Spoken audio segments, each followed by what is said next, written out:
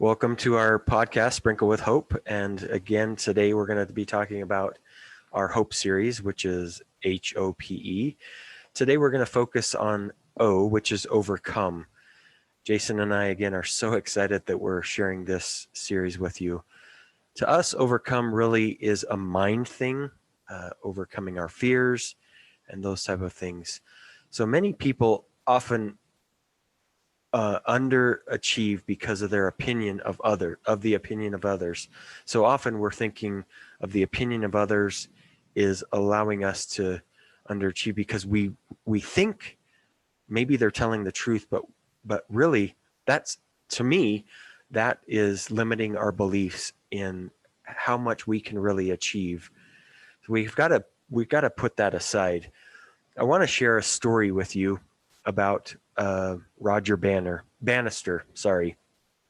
So Roger Bannister was the first person to ever break the 4-minute mile. And before he had done this, it had been something like 60 plus years that people were testing this to see if the human could actually do it. So a lot of people didn't think it was possible. They would get close and they thought, well, we're just not ever going to get there. But Roger Bannister did it. The interesting thing to me when I was looking at this story was 46 days after he did it, the next person did it. And then 3 years after that, 3 runners in the exact same race broke the 4-minute mile. Since then, since this happened all in 1954 when he broke it, since then about 1,500 plus runners have broken the 4-minute mile. Now, why do I bring that up? Because you see how quickly, after one person broke the 4-minute mile, that the next one did, and so on and so forth. To me, it was a reminder that the mind is our limiting factor. Once people saw Roger Bannister break the 4-minute mile, they realized, wait, I can do this. So we can also be inspired by other people to do things that we feel sometimes are not possible. So I wanted to start out with a quote that we shared when we introduced the Hope series, and it was this: Booker T. Washington, who's an American educator, author, orator, and advisor to many different presidents of the United States. He said, "Success is to be measured not so much by the position that one has reached in life as by the obstacles which he has overcome." And I really think that's true. And we've talked to a lot of people who have overcome some pretty crazy things in their life. And it really is that they look at the struggles and the trials and all of the things that they faced. They look at those as ways to kind of push them to the next level, right? Not allowing those to get in the way. And so I think that as we have obstacles come up in our life, that really is what helps us to have more hope. Right? That we can see, oh, that difficult thing I got through, look, I did it. I overcame that thing.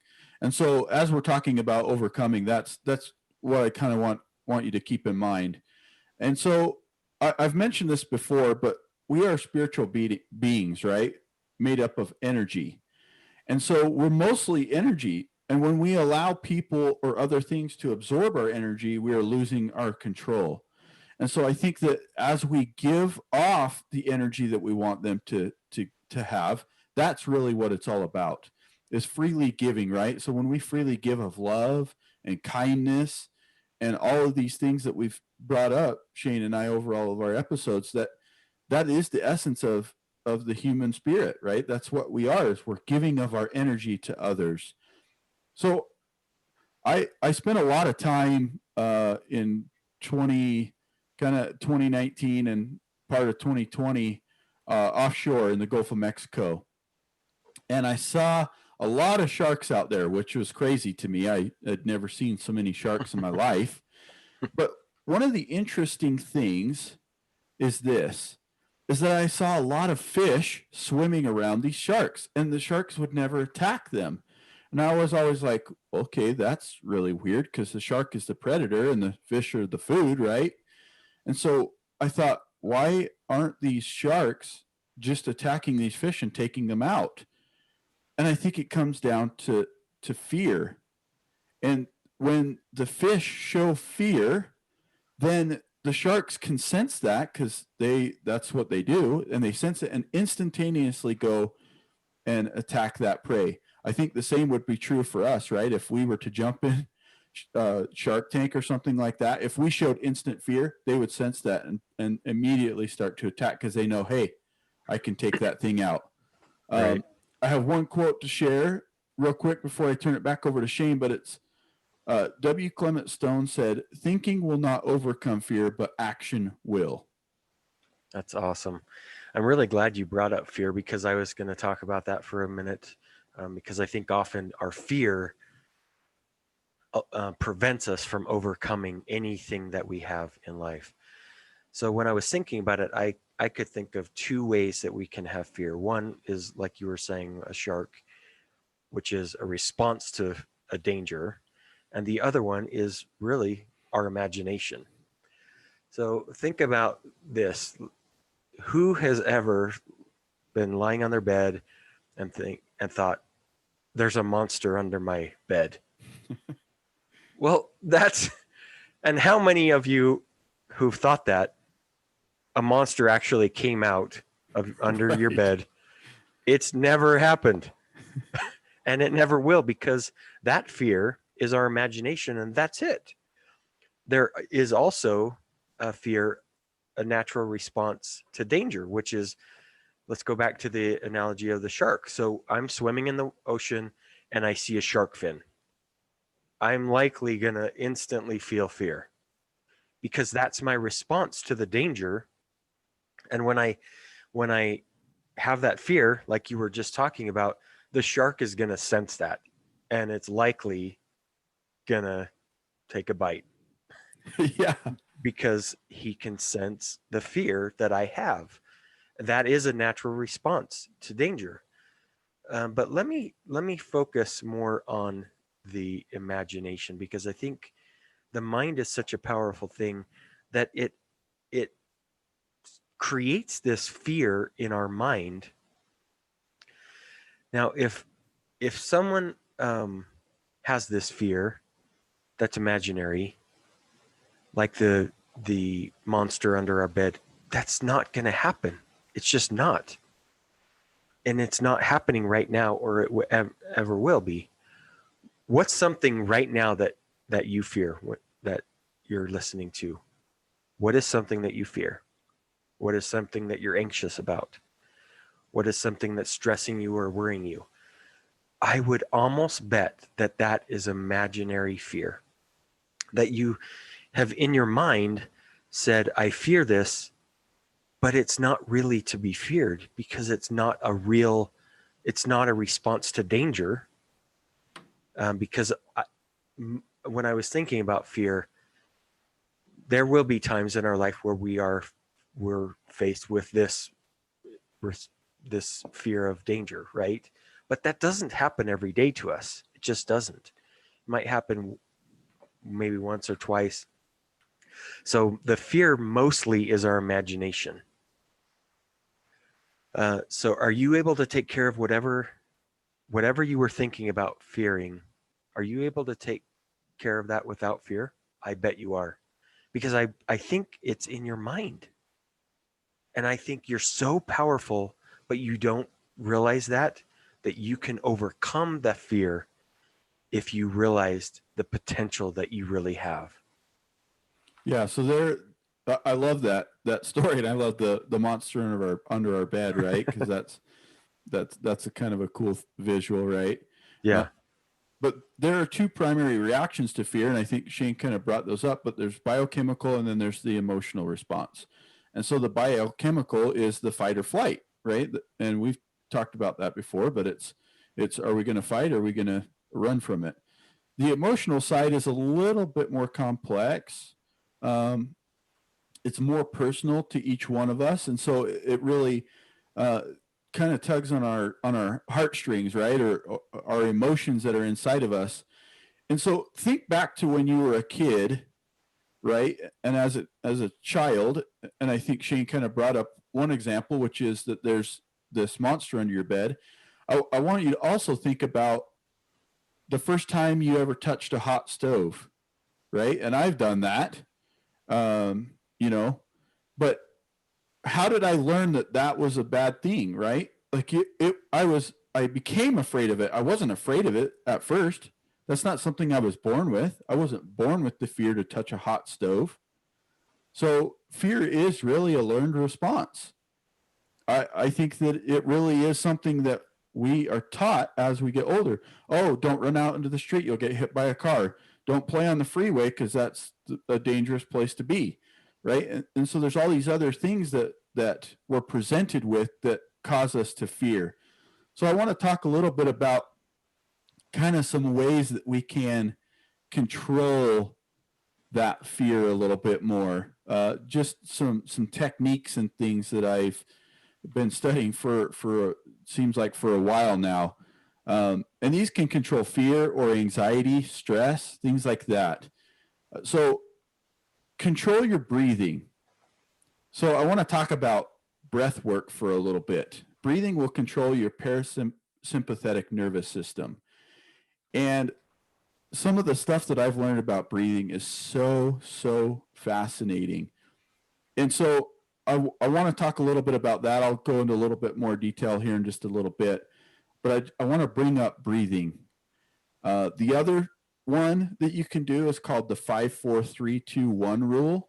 And a lot of psychiatrists and things use this to deal with anxiety, but it's 5 things you can see right now, 4 things you can touch, 3 things you can hear, 2 things you can smell, and 1 that you can taste. And so if you're, sensing that fear, your heart rate's gone up, all of these things that are happening, you can do this 5-4-3-2-1 rule, and it will help bring you back to grounded. It'll help bring you back to center. And I really think that you say, oh, well, what can you taste? You can actually create that in your own mind, right? You can think of, I've given you guys the lemon example, right? Think of a nice, juicy lemon. That's one way that you can get the taste. You can actually start to feel that taste in your mouth without you actually using that. So that's kind of some of the things that you can use. And I'll go into breathing here in just a minute, a little bit more in detail. Yeah, I think ultimately, in order to overcome anything, you have to take action. You have to take divisive action, and you just have to do something. You can't just sit there and think. Let's take, for example, the monster under your bed. So I could be laying there thinking, oh, there's a monster in my bed, and just keep laying there, and do nothing. And chances are my mind is going to continue to think, there is a monster under my bed. I know it. All you have to do is get out of your bed, look under your bed, and there's no monster. That's what we're saying, is you don't have to believe what we're saying to overcome anything you have in life. You just have to take action to overcome whatever it is that you're being faced with. You have to trust your ability and your skills to handle whatever comes your way. Think about a time in the past when you have overcome adversity, and I'm sure we all have. Think about how uncomfortable it was, but think about how you conquered that. Think about the butterflies you might have had when you were faced with fear, or the dangers or the threats that you were faced. You have overcome all of them.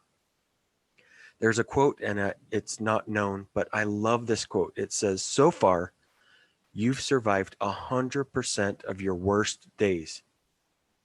Did you hear what I just said? So far, you've survived 100% of your worst days. Think about all the things that you've overcome. There's so many things. We could go on and on listing all of the things that each one of you have overcome. You survived all of them. You have. You have so much power in you to overcome anything if you just take action. And sometimes the action is simply thinking about ways that you can overcome that obstacle that you're being faced with. Despite all your fear, prove to yourself that you can do anything possible to overcome anything. If you do, you're going to find that you don't have any limits except for what's in your mind. Uh, a few things that I thought about that we could offer to overcome things is simply surrounding yourself with positive people, keeping that circle of five that typically you interact with those five people in your life. Allow them to be positive, uplifting people, and they're going to also help you through because they're going to influence you. They're going to influence your thoughts, sometimes even your actions.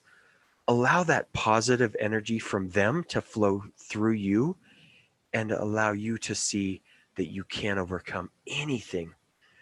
I have one quote by Zig Ziglar, who is an author and a motivational speaker, and he says this: encouragement is the fuel on which hope runs.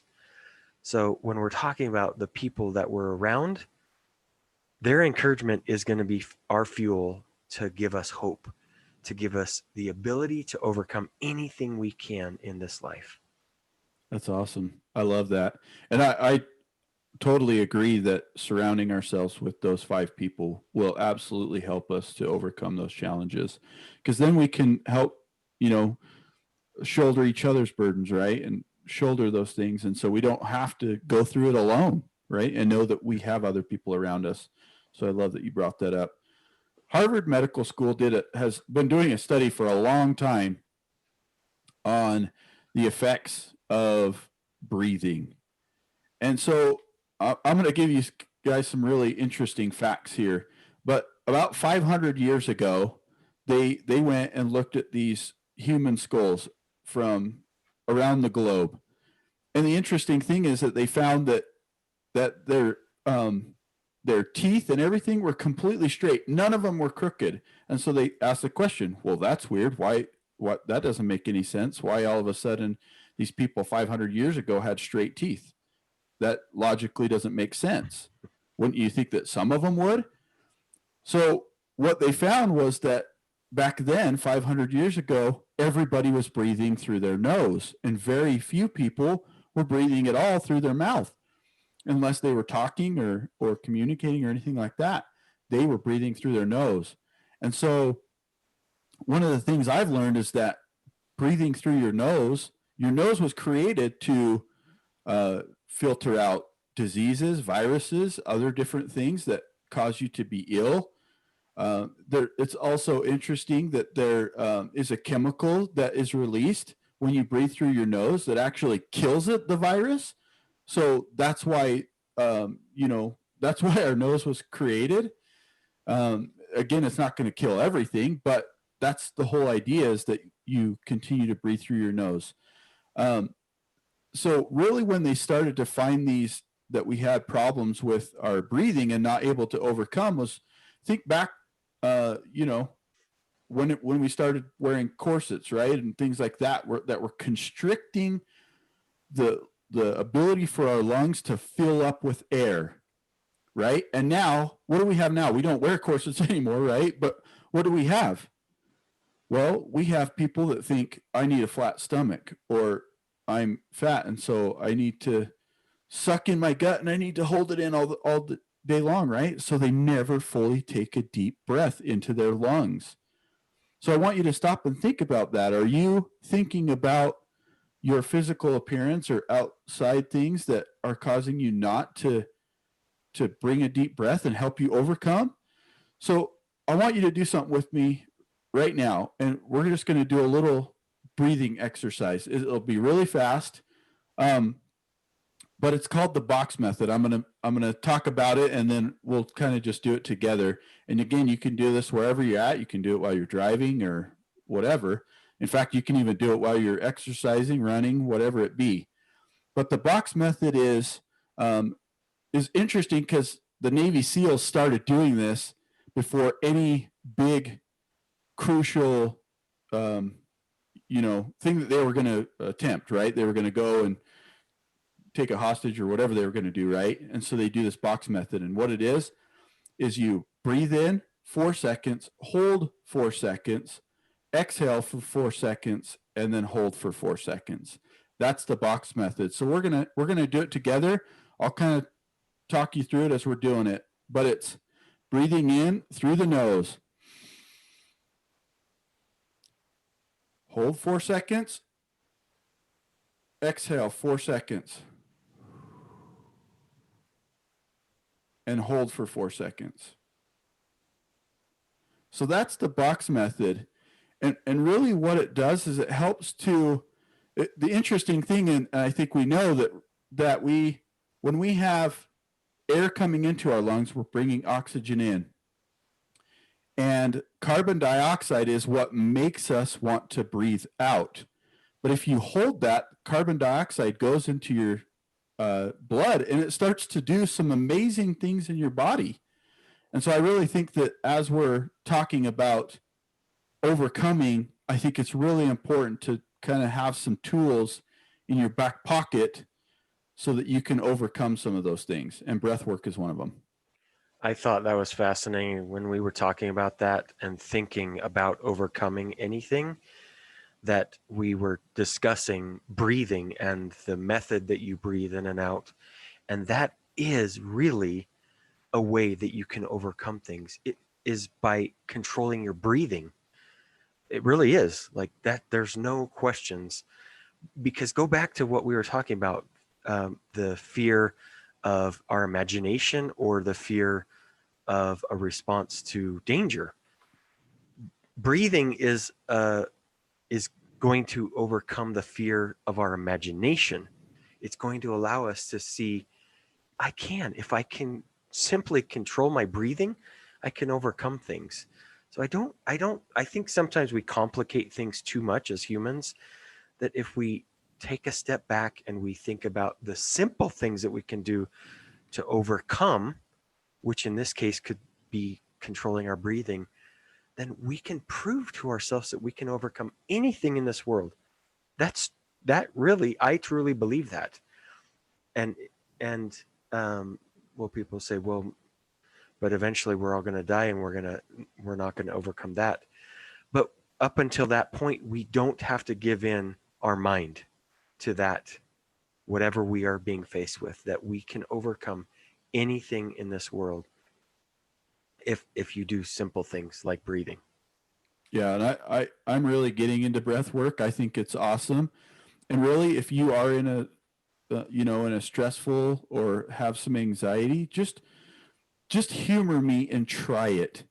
What's it going to hurt to stop, take a deep breath through your nose, and then just hold it for a second and then exhale? Like, it's not going to hurt you. You need it to survive, so you might as well just do it. And I think you'll be pleasantly surprised. Thich Nhat Hanh, a Vietnamese monk, said, "Breathing in, I calm my body. Breathing out, I smile. Dwelling in the present moment, I know this is a wonderful moment." And so as we're talking about breathing, as we're talking about overcoming things, I think that really is the essence of getting past some of these really difficult things. And I have a kind of a quote that I want to give you guys that I say sometimes, and that is, take a deep breath. You are okay. You're fine. There's nothing crazy going on. Just take a deep breath and allow your body to do what it does naturally. I think oftentimes we don't fully use the range of motion that our diaphragm is in our lungs here. We don't use it. So what's it going to hurt if we take some deep breaths throughout the day? If you're driving, one of the things I've been doing for the last several months is while I'm driving, I'll just take some deep breaths in my nose. Hold it. Exhale. Like, it's fascinating what just some breathing and really getting that oxygen and keeping some of that carbon dioxide in your blood and letting it do its job, how amazing that is. So I just want to close with, just take a deep breath. You're okay. You can overcome hard and difficult things. I know you can. And if you need my support, I'm 100% here for you.